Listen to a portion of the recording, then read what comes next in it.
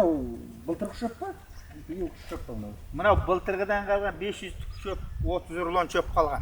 Сол биылғы шөп мына жауын-шашын көп, әлі түсіргенбіз жоқ. Енді осыдан былай түсіреміз деп жатырмыз. Былтыр жақсы болып желінбей қалды ба? Мынау айтты. Заманның жақсылығы ғой. Шөптің көптігі одан кейін. Заман жақсы, сондығынан қалып қойған жер көп болып жүр екен. Алматы жақ қурап кетті баяғы шілденің өзінде.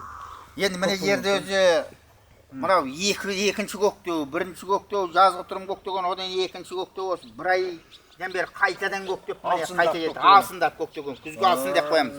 Осы мына салқын жағы осында екі рет көктейді. Жердің көгінің жағдайы осы міне. Жердің жағдайы осы.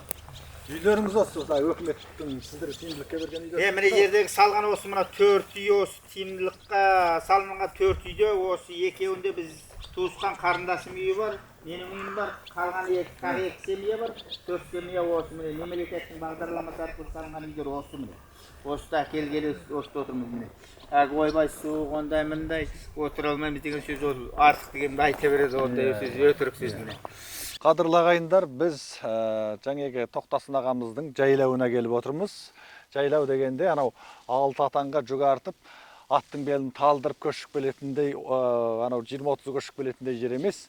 Міне аудан орталығынан бері қарай бір қозы көшіп жүргені аудан орталығына жерде көрініп тұр. Осындай жердегі бір қырдың үстіндегі керемет жайылыс. Аларғай өзіңіз таныстырыңыз, сонда мына жерге қайсы түлікке қолайлы екен сіз өзіңіз баққанда? Енді мына негізгі осы жерге мал ұстағанда мынаған негізгі жылқы мен қойдың жері екен мына жер. Бұрын мына жерге осы деңгейге осы көлемінде 40 мың бас қой ұстаған дейді. Менің естуімді үлкендерден. 40 мың бас қойға жайылыс болған жер дейді осы деңгейде.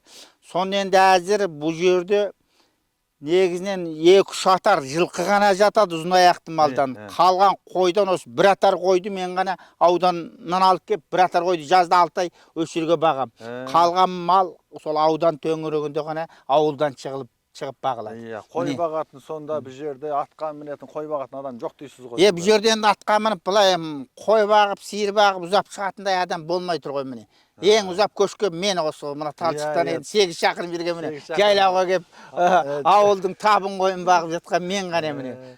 Осы мына құрттап дәрілеп, ақсағын дәрілеп, құрттап биттегенде болмаса мына қораға қамамаймыз қойды. Міне бұл жердің ең ерекшелігі мына жерде бөрі болмайды екен. Мына біз бөрдейміз, қасқырды бөрдейміз ғой. Ит құсы жоқ. Мына 1000 жарым қой міне далада жатады.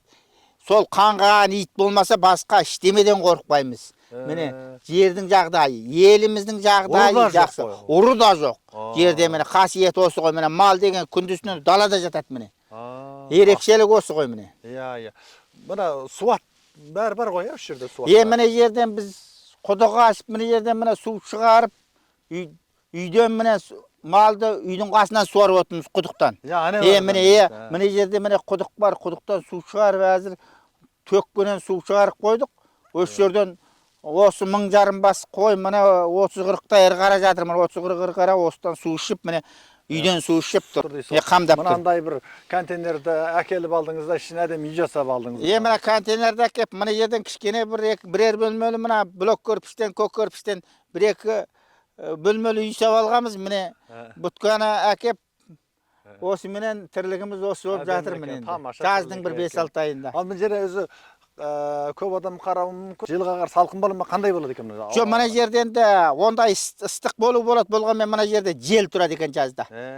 Өзі қоңыржай жел тұратын жер осы деңгей. Малға жайлы. Ондай қатты ыстық өте өтімді болмайды. Мынау шұңқыр жер емес, дөңес жер мынау. Дөңес жер жел жүріп тұратын жер мынау. Жақсы, онда мынау қой жағыңызды барып бір көре көтек жаңағы.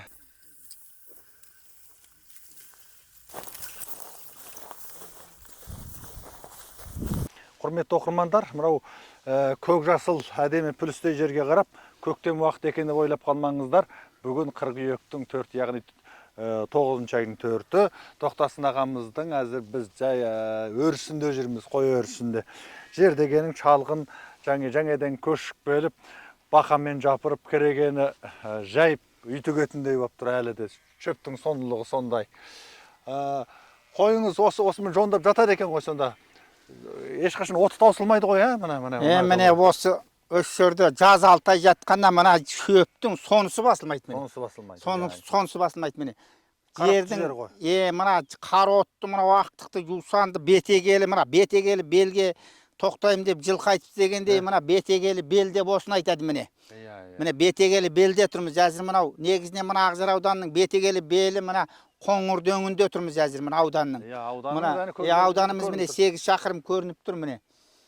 Мал жайылышыбыз осы, жайлаулыгыбыз осы міне. Жер жагдайы осы, мал жагдайы осы. Жерине карай мал өсөр дейт. Элине карай ер өсөр дейт. Міне биз өзүмүздө өсүп өнүп жатырмыз, амандык болса, малымызды өсүп жатыр. Жагдайымыз осы. Жагдайларың жакшы экен, мына малга тиянакты жакшы экен го, мына малдын аягы менен тозбайтындай жер экен. Кунарлы. Енді жерді көрдіңіздер, елді көрдіңіздер. Ендігі менің айтатыным осы келетін кісілерге міне әмәлиятын жеткізіп жатырмыз, көрсетіп жатырмыз. Осыған қарай келіңіздер, солтүстік өңірдің бәріне қоныстаныңыздар. Жер кең, жер жетет, мал бақсаңыз, егін салсаңыз да, міне сол үшін келгеннен кейін тірлігімізді істеп, осы елменен етене болып, барлық өз еліміз, өз жеріміз, міне, жеріңіздің жағдай осы, малыңыздың жағдай осы, міне. Еңбек етсеңіз, бәрі боласы етсі. Еңбек етсең, ерінбей, тояды қарның тіленбей деген сөз осы, міне. Еңбегімізге қарай, жеріміздің, еліміздің жағдай осы. Жақсы, солтүстік бізге аманат, міне. Қандай керемет жер, тіпті қарап көз тоймайтындай, осы дөңгөш шығып ап, ары бері қарасаңыз да, сізден басқа көрші де жоқ қой, емес, маңайда мал бағып отырған жоқ. Міне, сөйлесетін адам жоқ әлі. Зергесің міне. Бір, мына кісіге көрші керек екен, ана жаққа 1000 жарым қойды, салық қойып, мына жерде дөңгөш шығып ап, мына кере қапқа қисайып жатып әңгімені жіберетін бір көрші керек болып тұр әзір.